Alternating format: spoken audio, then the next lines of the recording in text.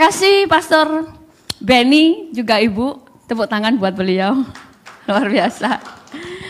Terima kasih saya sudah diizinkan untuk membawa firman di tempat ini. Oke, ini kedua kali saya masuk tempat ini. Salam kenal semuanya, mungkin banyak yang belum tahu saya, banyak yang belum kenal kan. Tadi sudah diperkenalkan sama Pastor Benny, nama saya Deborah Kristanto. New York asli. New York asli tapi suaranya medok Jawa, kelihatan sekali ya. Oke, hari ini tema di gereja ini kan adalah, sebentar harus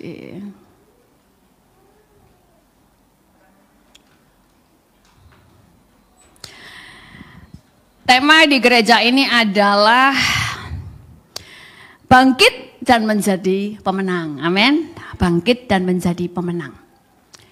Bagaimana sih kita menjadi pemenang itu? Kita baca dulu di dalam 2 Timotius 4 ayat yang ke-7. 2 Timotius 4 ayat yang ke-7. Ayatnya ada? Atau langsung di Alkitab aja ya? Oh ada ya, maaf. Oke, saya nggak bisa lihat dari sini. Kita baca sama-sama. 1, 2, 3. Aku telah mengakhiri pertandingan yang baik. Aku telah mencapai garis akhir dan aku telah memelihara iman. Tokoh yang paling terkenal di Perjanjian Baru adalah Paulus. Dia berkata bahwa aku telah mengakhiri pertandingan yang baik dan aku telah mencapai garis akhir dan aku telah memelihara iman. Saudara, untuk menjadi orang yang bangkit dan menjadi pemenang, kita harus mengerti hukum Tuhan dan cara-cara Tuhan. Oh, ini Pak Petra ya? Saya nggak pakai kacamata soalnya. Sorry. Oh ya betul. Tepuk tangan untuk Pak Petra. Soalnya saya kalau nggak pakai kacamata bener-bener remang-remang saudara, bener-bener nggak kelihatan manusia, tapi nggak kelihatan wajahnya, matanya itu nggak kelihatan saudara. Jadi kadang kalau ada orang nyapa saya nggak tahu itu karena memang nggak pakai kacamata gitu loh. Jadi kadang mengerikan kalau nggak pakai kacamata ya. Nah, dikatakan aku telah mengakhiri pertandingan yang baik dan aku telah mengakhiri garis dan aku telah memelihara iman. Tadi di Pastor Benny saya menjelaskan tentang cara Tuhan itu 180 derajat berbeda dengan cara manusia di dunia ini. Saya tadi menyampaikan tentang Tuhan itu bekerja seperti harus ada efek domino. Kalau Tuhan mengerjakan sesuatu, harus banyak orang yang kena dampaknya. Tetapi di sini saya akan menyampaikan hal yang berbeda karena di sini bicara tentang pemenang. Kebanyakan orang Kristen itu nggak bisa menjadi pemenang karena mereka ini seringkali salah paham dengan Tuhan. Kedua, tidak mengenal Tuhan secara utuh. Karena seringkali tidak mau mengenali Tuhan secara pribadi, tidak membaca Alkitab secara pribadi. Mereka itu sukanya itu mendengar dari khotbah orang lain dan mendengar kesaksian dari orang lain. Paulus ini bisa menjadi pemenang karena dia mengenal Tuhan secara utuh. Banyak orang Kristen itu suka kenal Tuhan itu sebagai Bapa, betul? Karena Bapa itu mengasihi. Bahkan dulu ada yang berkata begini, sekalipun saudara salah dosa kayak apapun, saudara tidak dibuang karena anak. Karena saya kalau punya anak, senakal apapun, saya tidak akan buang anak saya. Betul? Salah. Kalau saudara, anak saudara nakal apapun gak bisa, saudara gak akan buang. Masalahnya Allah kita itu enggak cuma Allah Bapa, tapi dia juga hakim. Sehingga mengasihi kayak apa, kalau anak ini menolak dia, mau enggak mau, tetap harus dibuang. Makanya banyak orang salah paham dengan Tuhan, akhirnya sembrono. Paulus itu tahu Bapa itu baik, makanya dia bisa mempercayakan dirinya dengan sepenuh hatinya karena dia tahu ada yang sangat mengasihi dia yaitu Bapa. Tetapi dia menjaga hidupnya, hidup di dalam pertobatan karena dia tahu dia bukan hanya bapa, tapi dia seorang hakim. Makanya kita harus mengenal Tuhan dari segala sisi secara utuh. Supaya kita bisa tampil sebagai pemenang, bisa menjadi orang yang bangkit menjadi kuat. Dan Paulus itu di dalam hidupnya dia tahu setiap hari adalah sebuah pelatihan. Makanya Tuhan memperkenalkan dirinya bukan hanya Bapa. Dia Bapa, dia hakim, dia guru yang melatih kita, ya kan? Dia juga Tuhan yang membuat kita itu harus menjadi seorang hamba bagi dia. Nah, itu yang membuat Paulus itu bisa menjadi orang yang kuat. Saya nggak berani lirik kanan kiri karena potretnya di sini. Saya pura-pura begini ya Pak ya.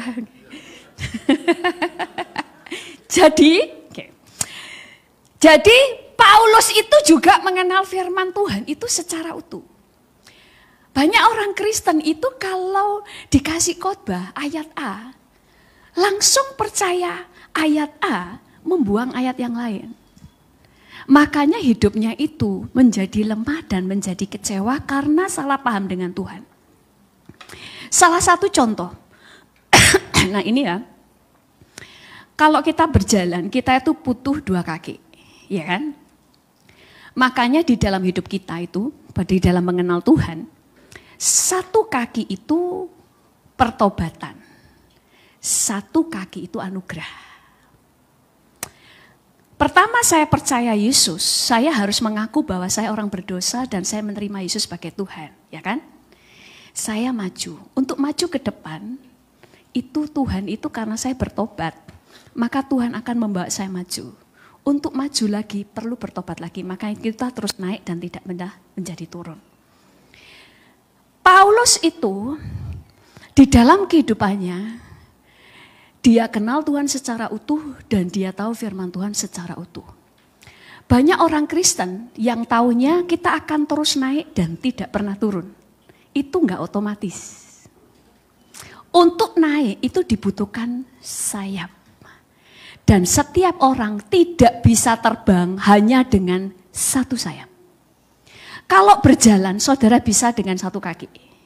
Tapi untuk terbang tidak bisa dengan satu sayap. Makanya kalau saudara tahu Tuhan, saudara harus mengenalnya secara utuh dan firman-Nya secara utuh. Saya dulu pernah ya khotbahkan tentang, saya itu paling gemes ya kan, dengan khotbah-khotbah yang abstrak. Karena saya itu orangnya nggak pinter kalau ada khotbah abstrak. Bagus gitu ya, tapi prakteknya nggak bisa. Dipraktekin nggak bisa, setelah pulang saya nggak ngerti. Banyak orang Kristen contoh ya diajar tentang mari kita semuanya fokus ke surga. Betul kan? Tapi baru 50% kebenaran. Kalau cuma fokus ke surga, saudara menjadi manusia nggak bermanfaat di bumi. Karena Alkitab berkata Tuhan mengajar kita berdoa. Bapa kami yang ada di surga, dikuduskanlah namamu, datanglah kerajaanmu di bumi seperti di surga. Makanya kita ini harus mengerti, untuk saudara bisa terus naik dan tidak pernah turun, saudara harus mengerti keseimbangan. Saudara harus mengerti fokus dengan surga, artinya saudara cari Tuhan, Tuhan yang terutama, dan sebagainya, itu tangan kanan. Tapi tangan kiri saudara tahu bahwa saudara harus mendatangkan surga ke bumi. Makanya banyak pendeta-pendeta yang anaknya jadi berandalan. Saya percaya Pastor Benny enggak. Amin. Anaknya ke malaikat semua ya. Tepuk tangan dong. Ada banyak istri-istri yang berkata, suami saya pelayanan. Dia berkhotbah, tapi di rumah suka menghajar istrinya. Karena mereka tidak tahu, Tuhan itu selalu firman-Nya, kalau saudara baca, selalu seimbang. Bagian ke surga, bagian di bumi. Makanya banyak anak Tuhan diajar terlalu ngeroh, tidak diajar cara menginjak bumi. Makanya terbang nggak bisa, nginjak bumi juga nggak bisa. Jadi nggak naik-naik, cuma melayang kayak wewe gombel. Cuma mengambang aja, terbang nggak bisa, turun nggak bisa. Makanya saya pernah sampaikan begini. Saudara itu sebagai kita ini diajar tentang 5 ditambah 2 sama dengan 7. Tetapi saudara juga harus mengerti tentang mujizat. Ini yang roh. 7, 2 tambah 5 sama dengan 5.000 plus 12 bakul.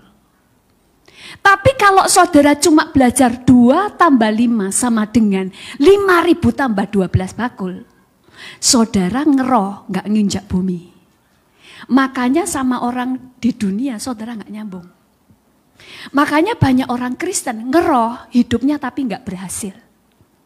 Doanya kenceng tapi gak berhasil. Doanya kenceng, perekonomiannya nggak berhasil. Tapi kemudian ada yang ekstrim, orang Kristen yang perekonomiannya berhasil, tetapi dengan Tuhan tidak punya hubungan yang intim. Makanya di dalam hidup kita yang namanya terus naik, kalau saudara mengerti keseimbangan. Kalau dikatakan fokus ke surga, makanya ada yang mengajar gini, kita harus fokus ke surga, tinggalkan semua yang di bumi. Salah. Salah. Saudara sekarang naik subway. Oh, di sini kan ada subway kan di sini. Tren-tren ya. Saudara butuh duit, betul kan? Saudara nggak pakai iman kan? Pakai uang kan? Jadi kita itu jadi ngerti ya. Iman jalan, realita juga jalan. Itu membuat saudara seimbang. Jadi nggak cuma pokoknya ke surga, tinggalkan kesenangan dunia. Banyak yang salah paham. Berarti nonton bioskop nggak boleh.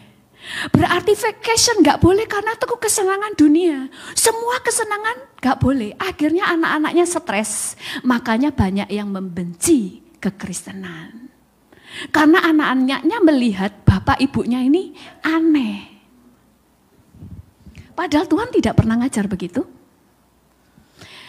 Seimbang, kejar surga, tapi juga bagianmu membawa surga ke bumi.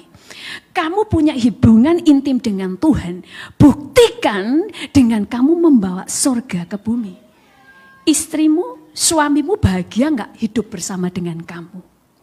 Anakmu beruntung gak punya orang tua seperti kamu?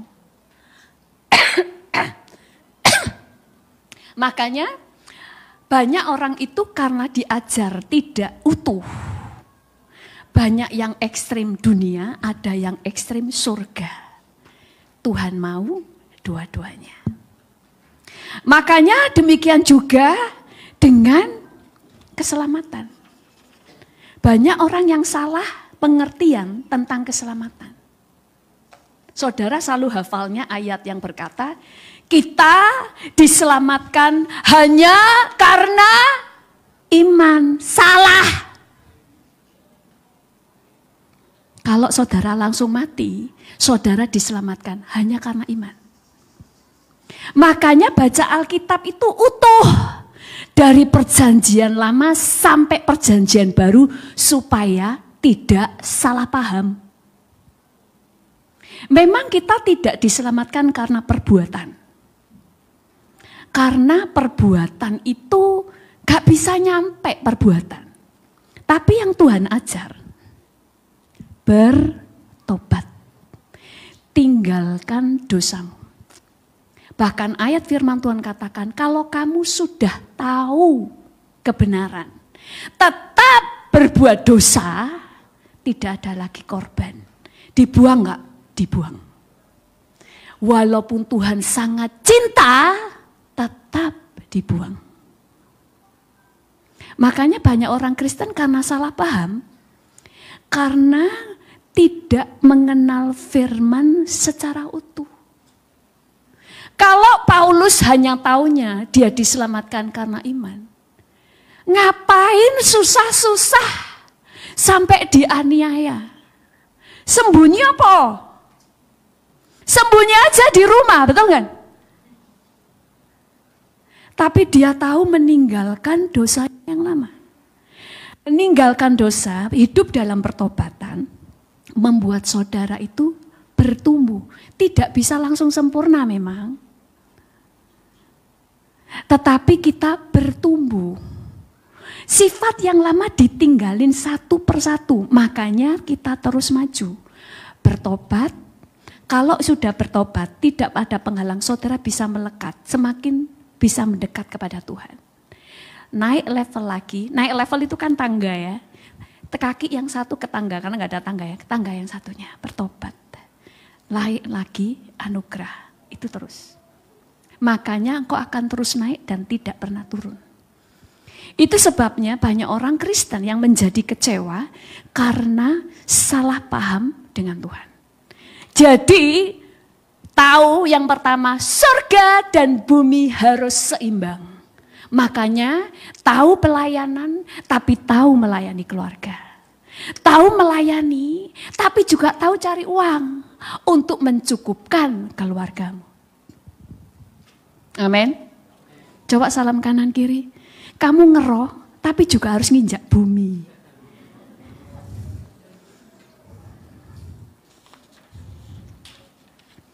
Makanya di Alkitab tidak hanya diajarkan keselamatan hanya karena iman. Kita baca di dalam Matius, Efesus dulu ya, Efesus 2 ayat 8 sampai 9.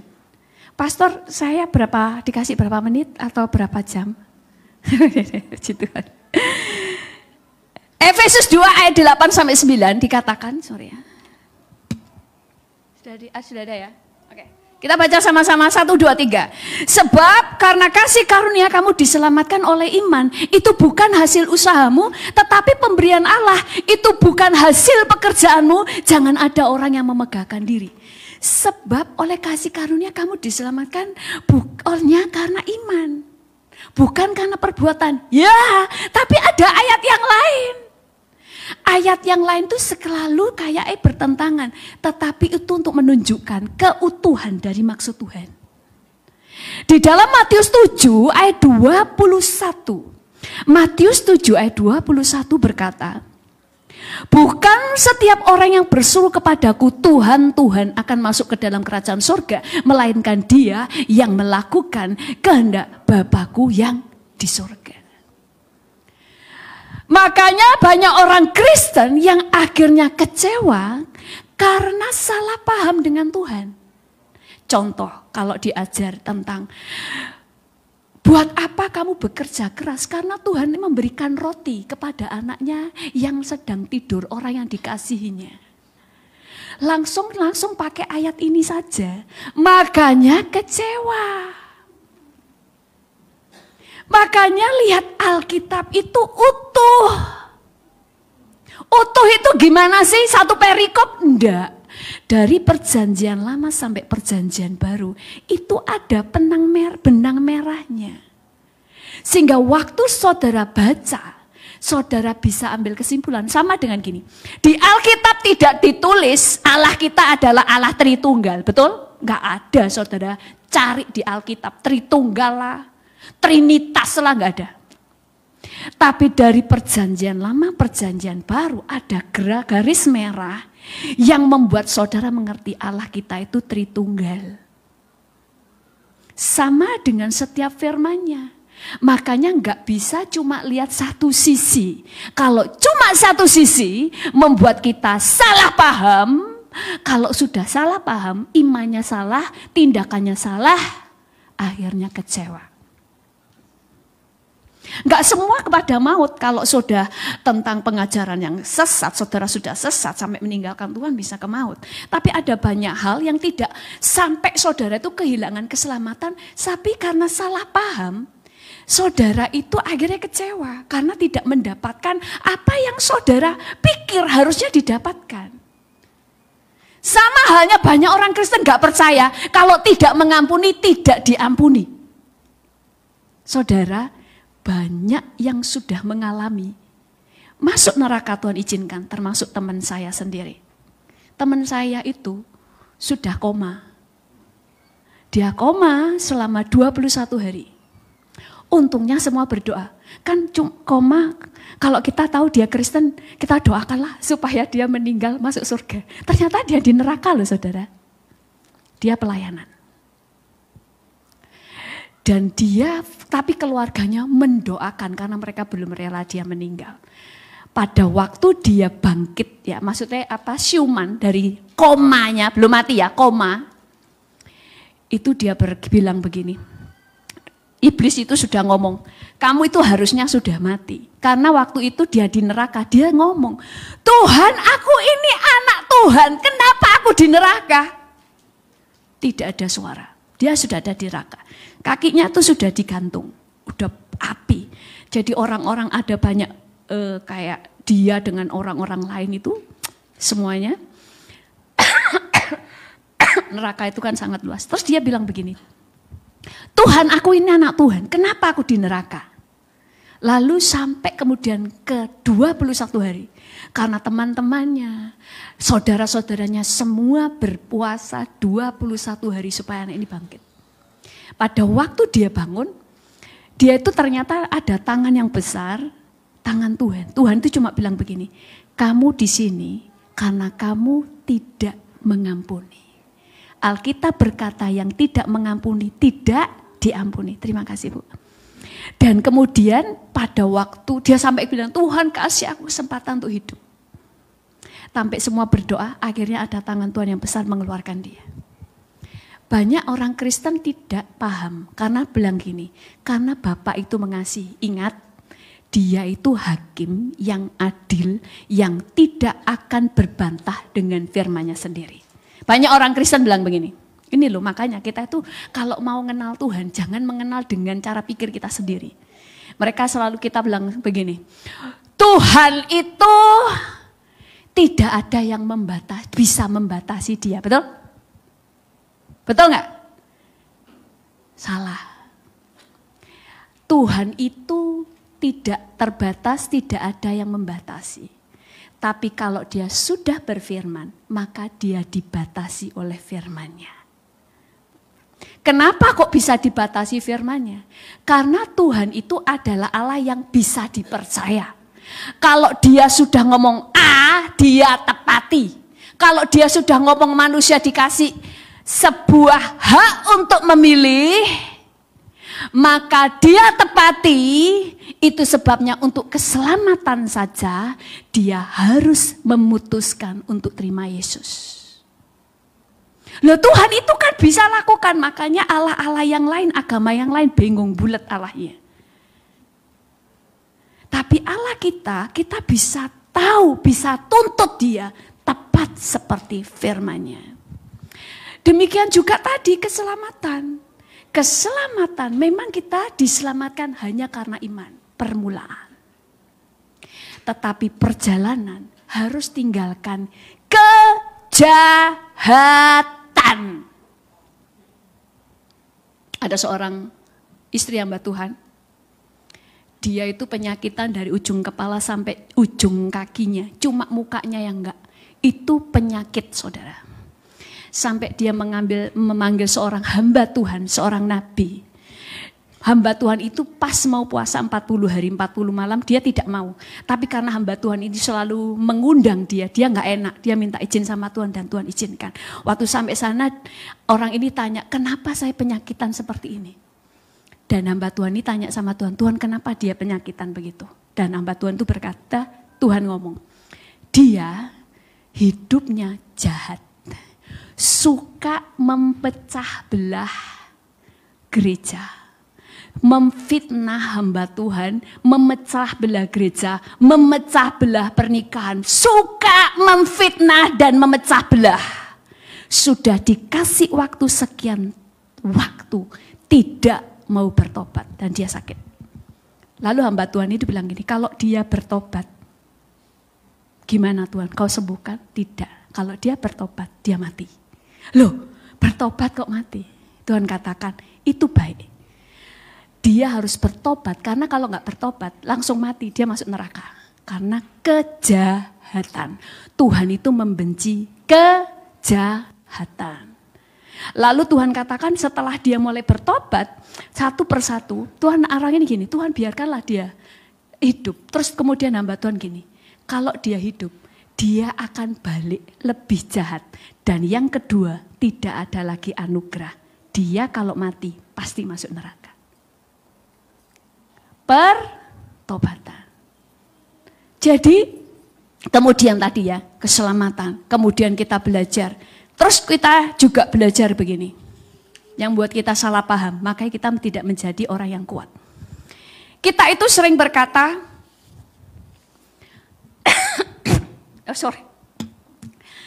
Tuhan, perlindungan kita adalah dari Tuhan. Benar, tapi itu tangan kanan. Tangan kiri, perlindungan hikmat. Makanya di Alkitab itu ditulis Amsal, khusus diajar hikmat dan pengertian. Makanya hidup kekristenan kita nggak cuma membangun iman, tapi membangun hikmat dan pengetahuan. Banyak orang Kristen nggak bisa terbang. Bahkan pendoa saja butuh diajar supaya dia cepat naik. Karena dia punya pengetahuan. Kita baca Efesus 2 ayat 8, Di dalam Mazmur 121 ayat 7 sampai 8. Mazmur 121 ayat 7 sampai 8. Jadi kita mulai belajar di Alkitab itu lengkap. Orang Kristen seringkali waktu diajar satu hal, mulai melupakan ayat yang lain. Padahal Alkitab berkata, lakukan yang satu, jangan lupakan yang lain. Mari kita baca sama-sama. 1, 2, 3. Sebab karena kasih, kok ini sih? 1, 2, 3. Tuhan akan menjaga engkau terhadap segala kecelakaan. Ia akan menjaga nyawamu. Tuhan akan menjaga keluar masukmu dari sekarang sampai selama-lamanya. Perlindungan itu kita ada di tangan Tuhan. Benar. Tapi itu cuma satu sisi. Contoh, kalau saudara berdoa supaya rumah saudara dilindungi Tuhan, maka Tuhan akan lindungi untuk hal-hal di luar kemampuan kamu. Tapi kalau saudara sengaja rumahnya dibuka, terus ada maling, Tuhan kok nggak melindungi? Kenapa kok Tuhan tidak melindungi? Ayo, salahmu sendiri? Tuhan itu nggak ngelindungi, kenapa? Karena Tuhan itu nggak mau melahirkan orang-orang goblok. Loh, dia raja melahirkan anak-anak bodoh. Pertama, Tuhan nggak mau melahirkan anak bodoh. Makanya kita dikasih otak. Kalau tidak perlu hikmat, cuma Tuhan, tidak perlu ada otak. Otaknya diambil aja, kosongan. Toh segala sesuatu Tuhan. Betul? Nah, ini yang membuat orang Kristen salah paham. Semuanya Tuhan. Benar. Tapi cuma 50% kebenaran.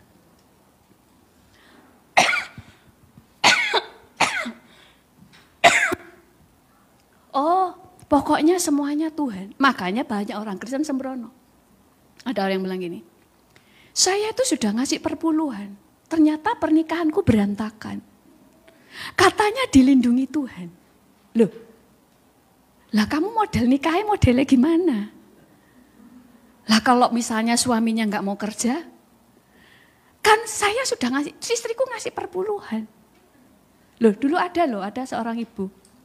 Saya itu menikah dengan bule supaya dia kasih saya surat. Saya nggak cinta. Dan saya tahu dia juga nggak cinta, cuma sama-sama butuh. Jadi menikah karena kebutuhan.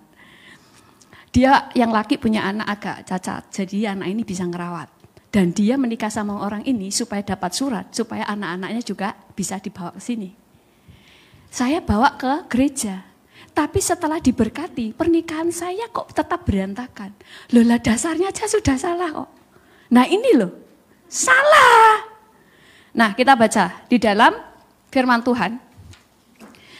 Pastor Benny kalau sudah waktunya habis, tolong saya diingatkan. Kita baca di dalam Amsal 2 ayat 11. Amsal 2 ayat 11. Di sini dikatakan, atau saya baca aja ya biar cepat ya. Kebijaksanaan akan memelihara engkau. Kepandaian akan menjaga engkau. Bahkan di dalam kitab isi Bible dikatakan begini. Pikiranmu dan hal-hal yang kamu dapat pahami akan membantumu. Mereka akan menjadi seperti seseorang yang ngawasi kamu dan membuat engkau tetap aman. Di dalam firman Tuhan, di dalam GMT dikatakan wawasan dan pemahamanmu akan melindungi engkau. Loh, katanya yang melindungi kita Tuhan. Loh, kalau cuma Tuhan, maka ayat ini nggak perlu ditulis. Makanya kita perlu membangun hidup kita dan membangun hubungan dengan Tuhan, percaya kepada Tuhan. Makanya banyak orang Kristen yang berkata begini, tidak ada yang mustahil bagi Allah. Betul, tapi nggak lengkap. Karena ada ayat firman Tuhan yang lain, tidak ada yang mustahil bagi siapa? Orang yang percaya. Tangan kanan percaya, tidak ada yang mustahil bagi Tuhan. Tangan kiri percaya, tidak ada yang mustahil bagi percaya. Makanya karena aku percaya tidak ada yang mustahil bagi Tuhan, aku melakukannya. Karena tidak ada yang mustahil bagi orang yang percaya. Makanya banyak orang gak percaya Yesus berhasil. Kenapa? Karena mereka percaya mereka bisa. Tapi orang Kristen banyak yang gagal karena pasif. Karena mereka cuma taunya percaya tidak ada yang mustahil bagi Tuhan. Lalu pasif, kapan Tuhan melakukan mujizat ya? Oh, kapan hari ada di TikTok itu bagus. Di TikTok ini orang-orang Kristen nyembah sampai guling-guling ya, sampai jatuh-jatuh. Minta mujizat. Dan yang sebelah sini orang-orang Cina membuat banyak produk, membuat punya pengetahuan orang-orang Yahudi menemukan penemuan-penemuan dan ditulis gini. Ini sindiran saudara. Yang satu minta mujizat, yang satu melakukan mujizat. Mana yang benar? Dua-duanya. Kamu akan terbang kalau lakukan dua-duanya. Makanya kenapa orang Yahudi itu bisa terbang. Mereka percaya kepada Tuhan, makanya mereka kalau sembahyang lebih daripada orang Kristen. Mereka kalau membaca Taurat, tapi mereka juga belajar banyak pengetahuan lebih daripada orang Kristen. Orang Kristen banyak gagal karena tidak kenal Tuhan secara utuh dan firman-Nya secara utuh. Makanya juga Alkitab juga ngajar. Ini orang Kristen banyak yang salah paham. Kita jadi orang Kristen harus tulus, salah. Alkitab ngajar, cerdik dan tulus. Tangan kanan cerdik, tangan kiri tulus. Cerdik di depan. Tapi orang Kristen banyak tulus, makanya ditipu banyak orang. Ketipu sering. Saya juga sering ketipu, berarti saya juga bukan bodoh, saya tulus. Nah ini salah paham kalau diajari cerdik. Kita nggak boleh cerdik loh kan. Ngotot, gak percaya Alkitab. Alkitab sudah ngomong cerdik dan bukan cerdik atau. Makanya jadi orang Kristen berhasil, cerdik dan tulus. Jangan dipisah, jangan dipenggal. Cerdik saja membuat kamu jahat. tulus saja membuat kamu bodoh. Tapi cerdik dan tulus membuat kamu menjadi orang yang tidak bisa dikalahkan. Tepuk tangan dulu untuk Tuhan Yesus. Jadi kita itu harus membuat orang itu seimbang. Ngeroh iya, tapi juga belajar mengerti nginjak bumi. Nginjak bumi itu membangun karakter, membangun pengetahuan. Makanya tadi dikatakan, Tuhan akan menjaga engkau. Benar. Tapi juga pengetahuan dan hikmat itu akan melindungi engkau. Jadi enggak cuma modal doa, butuh pengetahuan. Bahkan diajari tentang kelola keuangan. Banyak orang uangnya murat-marit cuma minta didoakan. Loh saudara, walaupun didoakan kalau sinimu nggak berubah, tetap kamu nggak bisa buat apa-apa. Oh, ada orang terlilit hutang misalnya, dikasih duit, lulus, dibebaskan hutang. Mikir, enak ya doa ya, langsung dilunasi. Kira-kira utang lagi nggak? Utang lagi, kayak saya dulu ya. Saya bukan utang ya, lain. Aduh malu-maluin. Saya misalnya dulu ya, misalnya batuk, dikasih obat itu manjur. Makan A, bikin batuk, bikin ini langsung manjur. Kira-kira makan A lagi? Makan, karena saya mikir, toh ada obat ini, ada obat sakti, habis ini minum ini. Makanya kadang-kadang Tuhan nggak sembuhkan, karena Tuhan mau kamu berubah. Kedua, supaya kamu jadi pelaku firman. Kalau semua Tuhan lakukan, maka yang menjadi pelaku firman adalah Tuhan. Kalau semua Tuhan yang lakukan, maka tuannya adalah kamu. Tuhan adalah hamba. Makanya enggak semua Tuhan lakukan. Ada bagian yang kamu harus lakukan. Makan, ada firman Tuhan katakan, kamu harus mengerti berkat.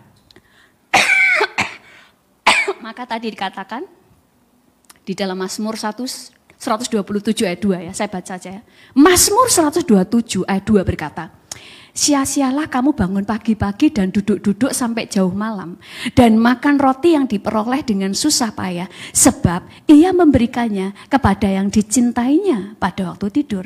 Lalu ada orang yang berkata gini, pastor, berarti orang yang kerja keras, orang itu enggak perlu kerja keras kan? Karena Tuhan akan memberkati kita, orang yang dikasihnya pada waktu dia mau tidur. Terus saya bilang gini, kamu yakin kamu termasuk orang yang dikasih Tuhan? Kok GR banget? Nah, lalu ayat ini terus ditinggalkan ayat yang lain. Kita jadi orang Kristen, percaya firman yang A, percaya firman yang lain. Karena itu keutuhan. Karena Alkitab berkata di dalam Amsal 12 ayat 27, orang malas tidak akan menangkap buruannya, tetapi orang rajin akan memperoleh harta yang berharga. Bahkan Alkitab juga berkata, orang malas jangan diberi makan. Dan Amsal 10 ayat 3 sampai 5 berkata, Tuhan tidak membiarkan orang benar menderita kelaparan. Benar. Tuhan tidak membiarkan orang benar menderita kelaparan, tetapi keinginan orang fasik ditolaknya. Tangan yang lamban membuat miskin, tetapi tangan orang rajin menjadikan kaya. Siapa mengumpulkan pada musim panas, ia berakal budi. Siapa tidur pada waktu panen, membuat malu. Dikatakan Tuhan tidak membiarkan orang yang orang benar menderita kelaparan. Harusnya titik toh. Tapi kan di ayat 4 dikatakan tangan yang lamban membuat miskin. Loh ngapain Tuhan berkata Tuhan itu yang akan tidak membiarkan orang benar kelaparan. Benar ini gimana? Benar itu adalah orang yang mau melakukan firman. Benar artinya membuktikan kamu percaya kepada firman karena kamu telah melakukannya. Inilah orang yang dikasih Tuhan. Makanya dia bekerja keras, tapi upahnya double. Itu yang membedakan. Jadi berjalan bisa satu kaki kalau kakinya terluka. Tapi terbang tidak bisa dengan satu sayap. Berjalan dalam keseimbangan. Makanya yang firman Tuhan katakan terus naik dan tidak pernah turun. Hanya bagi orang Kristen yang mengerti keseimbangan. Tahu firman secara utuh dan tahu mengenal Tuhan secara utuh. Amin. Berikan sorak-sorai kepada Tuhan Yesus. Mari kita berdoa. Haleluya Tuhan Yesus. Haleluya. Tuhan Engkau baik. Seringkali kami salah paham. Kami seringkali mengenali Engkau hanya satu sisi. Membuat kami kecewa. Karena kami tidak mendapatkan apa yang kami harapkan. Saat ini kami mengerti Tuhan, kami mau membangun hidup kami, membangun hikmat, membangun pengetahuan, membangun karakter, membangun kedewasaan. Tetapi kami juga membangun iman, membangun pengenalan akan Tuhan. Kami percaya mujizat, tapi kami percaya bagaimana berjalan dengan hikmat. Kami tahu tentang hal-hal yang rohani, ngeroh, tetapi kami juga tahu apa itu realita. Kami tahu hal-hal yang ilahi, tetapi kami tahu bagaimana menginjak bumi. Kami mau menjadi orang-orang yang cerdas, dan kami menjadi orang-orang Kristen yang tahu bagaimana punya iman. Karena kami percaya tidak ada yang mustahil bagi Allah, tetapi tidak ada yang mustahil bagi orang percaya. Perlindungan Allah ada, tetapi perlindungan hikmat juga ada. Pada waktu kami membangun hidup kami menjadi orang-orang yang cerdas dan bijaksana. Kami bersyukur kepadamu Tuhan, terpujilah namamu dalam nama Tuhan Yesus. Haleluya. Amin. Berikan tepuk tangan untuk Tuhan Yesus. Haleluya. Berdiri bersama-sama. Ku percaya Kau Tuhan yang tak pernah gagal, menjadikanku lebih dari pemenang. Ku percaya Kau Tuhan yang tak pernah lalai, menepati janji-janjimu. Katakan, ku percaya Kau Tuhan yang tak pernah gagal, menjadikanku di pemenang. Ku percaya Kau Tuhan yang tak pernah lalai, menepati janji-janjimu. Buat Tuhan kita yang dahsyat, nyanyi dari depan saudara.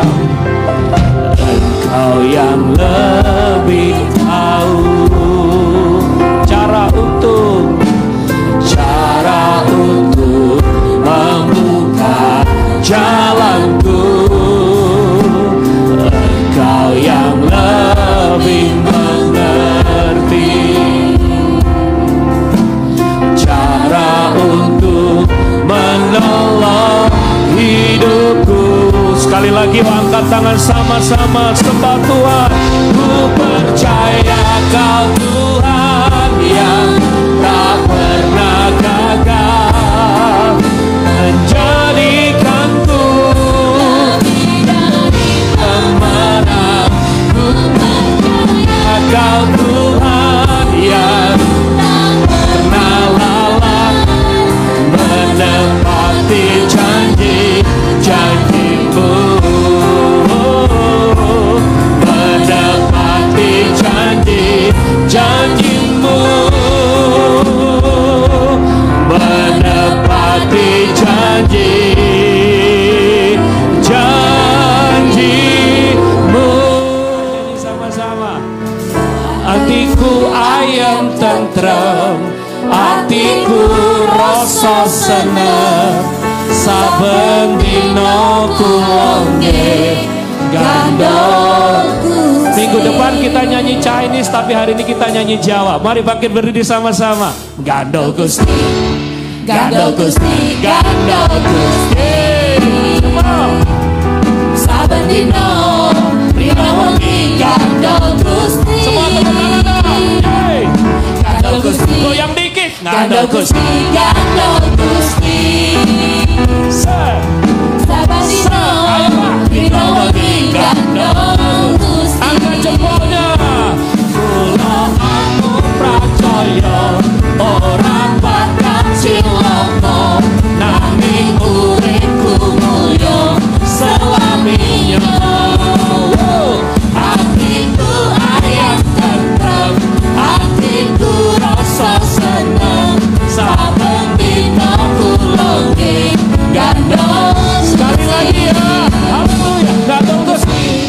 Gandol Gusti, gandol Gusti. Sadar Rino wengi gandol Gusti. Semua bergantung. Gandol Gusti, gandol Gusti, gandol Gusti. Sadar Rino wengi gandol Gusti.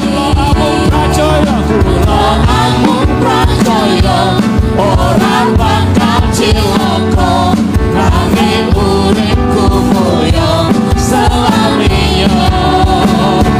Hatiku ayem tentrem, hatiku rasa seneng, saben dina kuwonge gandol Gusti. Saben dina kuwonge gandol Gusti. Sekali lagi, saben dina kuwonge. Angkat tangan saudara, sama-sama katakan gandol Gusti.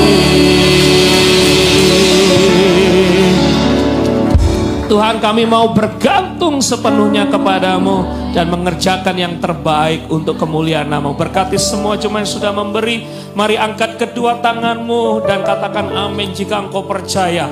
Diberkati keluargamu, diberkati kesehatanmu, diberkati usahamu, pekerjaanmu, diberkati anak cucumu, diberkati kesehatanmu. Tuhan memberkati engkau berlimpah, limpah, limpah, limpah.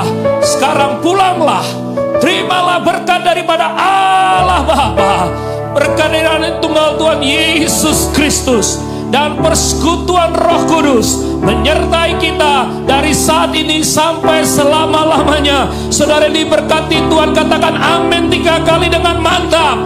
Amin.